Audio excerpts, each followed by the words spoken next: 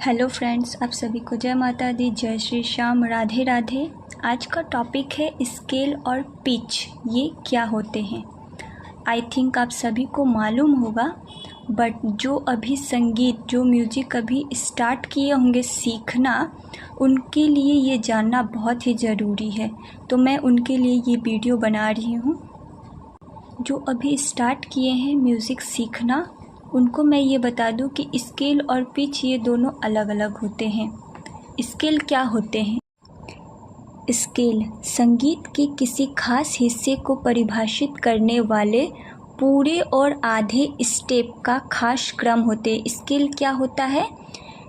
किसी खास हिस्से को परिभाषित करने वाले पूरे मतलब यहाँ पे पूरे स्टेप मीन्स जैसे सी नोट से डी, सी के बीच में सी शार्प आता है तो सी से डायरेक्ट डी, ये हो गए पूरे स्टेप। और इसको हम लोग सी से डी मतलब एक टोन बोलते हैं, और सी से सी शार्प यदि बोला जाएगा उसको सेमी टोन बोलेंगे, मतलब हाफ नोट। सी से सी शार्प हो जाएगा हाफ नोट सेमी टोन, सी से डी हो जाएगा फुल नोट, या उसको टोन भी बोल सकते हैं, या पूरे स्टेप।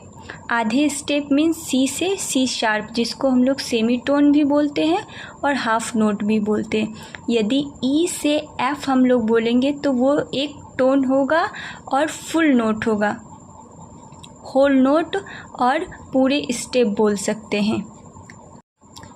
स्केल संगीत सिद्धांत की सबसे अहम अवधारणाओं में से एक है। स्केल में 12 पिच तक भी हो सकते हैं। मतलब अभी तो हम लोग जैसे मेजर और माइनर जब हम लोग सीखते हैं समझते हैं तो उसमें 7 नोट्स होते हैं, लेकिन 12 पिच भी लग सकते हैं, मतलब 12 स्वर भी लग सकते हैं, जैसे कि क्रोमैटिक स्केल। और जब 12 स्वर लगेंगे, 12 पिच लग कर स्केल बनेंगे तो उनको बोले जाएंगे क्रोमैटिक स्केल। स्केल में 5 पिच तक भी हो सकते हैं। अब स्केल में अभी बोले जैसे 12 नोट्स जब लगेंगे, 12 पिच ले करके यदि स्केल बनाया जाएगा तो उसको क्रोमैटिक स्केल बोले जाएंगे। और यदि 5 पिच तक को ले करके स्केल बनाया जाएगा, जैसे कि मेजर पेंटाटोनिक स्केल, यदि 5 स्वर लेके बनाया जाएगा, 5 पिच ले करके बनाया जाएगा तो उसको हम लोग बोलेंगे मेजर पेंटाटोनिक स्केल। पश्चिमी संगीत में सबसे आम स्केल में 7 पिच होते हैं। आम मतलब बहुत ज़्यादा यूज़ होने वाला स्केल में 7 नोट्स 7 पिच होते हैं, और इसलिए इन्हें हेप्टाटोनिक, जिसका अर्थ है 7 स्वर, कहा जाता है। पश्चिमी संगीत में कई तरह के स्केल इस्तेमाल किए जाते हैं। अब देखिए स्केल यहाँ पे बहुत तरीके के हो गए हैं। अब कौन कौन से हैं ये देख लीजिए।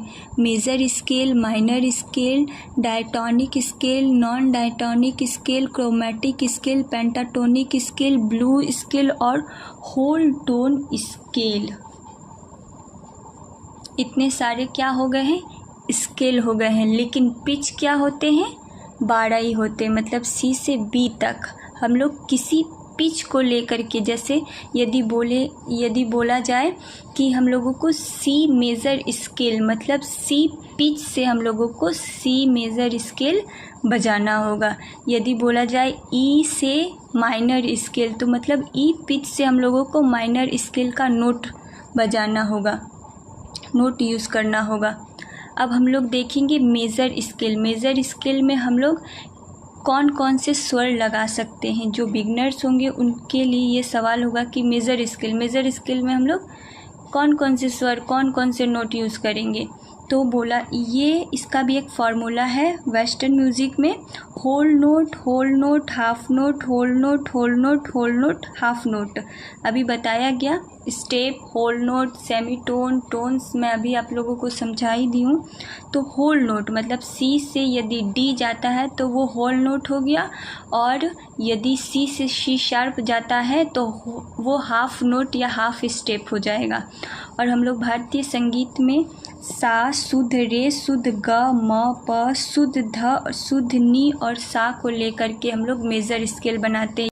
जो भी बिगनर्स होंगे उनको तो पता नहीं होगा सा शुद्ध रे किसे कहते, कोमल रे किसे कहते, शुद्ध ग शुद्ध ध, कोमल ध किसे कहते। तो मैं इस पर भी एक वीडियो बनाई हूँ, वीडियो का लिंक मैं डिस्क्रिप्शन में दे दूँगी, आप लोग वहाँ जा कर के समझ लीजिएगा शुद्ध रे कोमल रे किसे कहते हैं। Minor scale, whole step, half step, whole step, whole step, half step, whole step, whole step, मतलब whole note, half note, whole note, whole note, half note, whole note और होल नोट लेकर के हम लोग क्या बनाते हैं, माइनर स्केल। मतलब सा शुद्ध रे कोमल ग, म, प, कोमल ध, कोमल नी और शा को लेकर के हम लोग क्या बनाते हैं, माइनर स्केल बनाते हैं।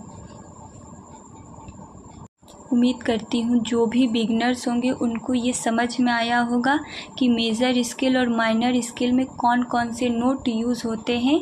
यदि कोई भी डाउट होगा तो आप लोग कमेंट करके पूछ सकते हैं। आप सभी का बहुत बहुत धन्यवाद। Thank you so much.